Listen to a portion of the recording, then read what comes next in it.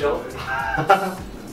This is actually nuts. So I am Shane. I graduated from Middlebury 2013. I was 2012.5, was a Feb, took some time off. I'm Nate, and I studied at Middlebury as well. I was a year behind Shane, so I was class of 2013.5.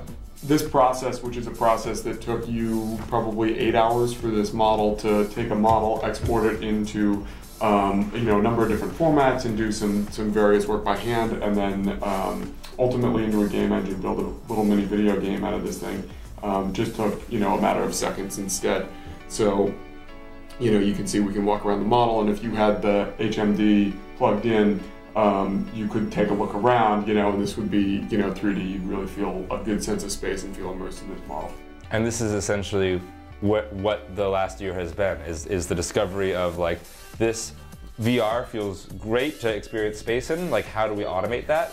And then we pretty much polled the industry, and people were like, yeah, I want to get my files into VR. This was sort of our solution to that, is offer a downloadable app that people can, as a designer, as someone who's not techie, drag and drop native files and view them here. We're fortunate enough to have started in an industry that was sort of low-hanging fruit, right? We understood the user story and the value proposition really well to start in architecture. As it turns out, a lot of people that are trying our early prototype are in film and set design and advertising and marketing. And they're different industries that I certainly didn't expect right from the get-go, and it's been neat to actually produce something, get it out into the world, and find out how people are using it, and then sort of adapt our priorities for future software development around who's using it and getting the most value out of the product. If you're in the mood to explore a new social network, say hello to Ello. It's the newest thing, everyone's on this thing. It's supposed to be like Facebook, but you don't have to use your real name. But this sudden spike in popularity shows people are hungry for something different. So there's more privacy, and apparently there's no ads on the thing. Ello is what it's called. It won't collect your information for advertising. In fact, there will be no ads on the site. Tonight we'll be taking a look at the pros and cons of joining the anonymous Facebook. It's called Ello. What is Ello to you? Ello is a simple, beautiful, and ad-free social network. So we took a look at all the other social networks, and this came out of the fact that myself and my partners, we were just not working, we're not using them anymore, they sucked. And we were like, why do these suck so much? They read your posts, they know who your friends are, they know what you like because you hit the like button. They follow you when you surf around the web, they know what you buy. So let's take a look at the pros and cons of joining the anonymous Facebook. Here we go. Pro, no longer getting bombarded every day with ads targeted to your specific needs. Con, having to find penis pills all by yourself. It's not as easy as you think. Not as hard as you think. No.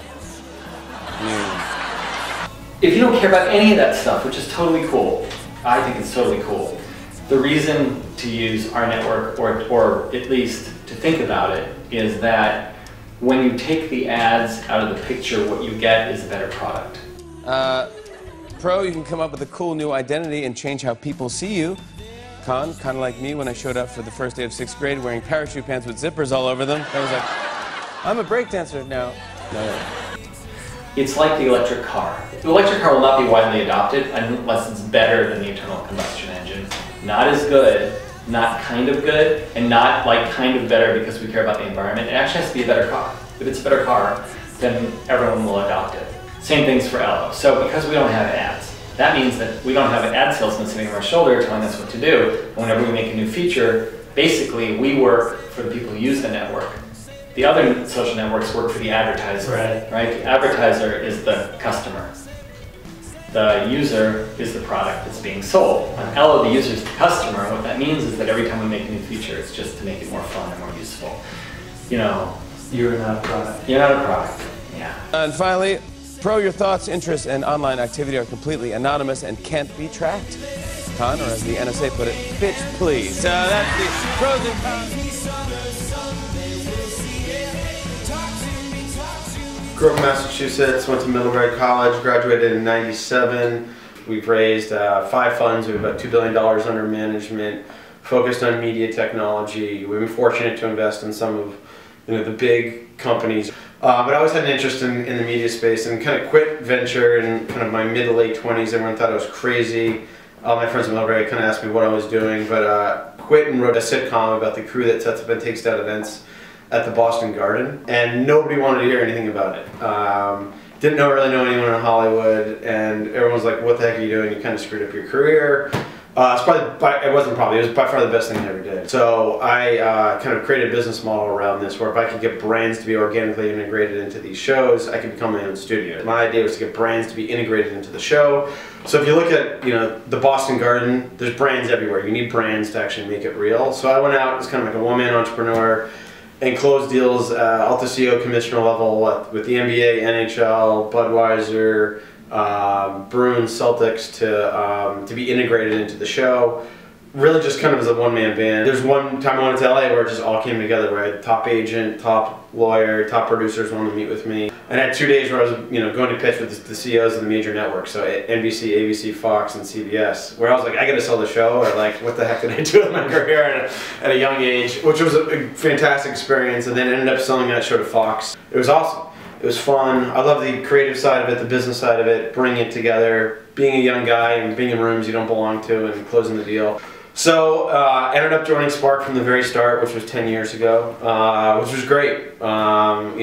We've raised 5 funds. We have about $2 billion under management, focused on media technology. We've been fortunate to invest in some of the big companies early. So we do early stage stuff. I just backed 3 guys that were still undergrads at Harvard when I backed them. So we backed Twitter when it was an 8-person company, Tumblr when it was a 1-person company, Oculus, which is the virtual reality company. We were the original investors in that company, which Facebook just acquired. Wayfair, which just went public a few months ago. Original backer in that company.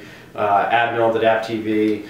So we back kind of the early stage companies. We're kind of the dreamers, the back the dreamers, and we don't do crazy financial modeling or anything like that. We back, vision, dreams, and product, and we're along. We're kind of we want to help out as much as possible, but are also want to stay out of the entrepreneur's way and kind of do both those things at the same time.